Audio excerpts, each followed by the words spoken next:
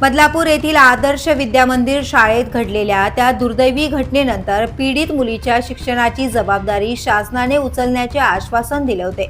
मात्र 2 वर्ष उलटूनही हे आश्वासन केवळ कागदावरच राहिल्याचे समोर आले.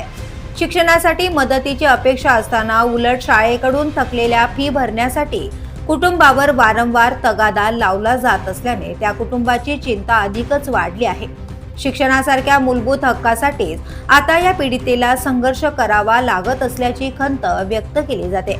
या संपूर्ण प्रकरणात मनसेकडून पुढाकार घेत पीडित मुलीला मदतीचा हात देण्यात आलाय. तिचे शिक्षण खंडित होऊ नये यासाठी प्रयत्न सुरू असल्याची माहिती समोर येते.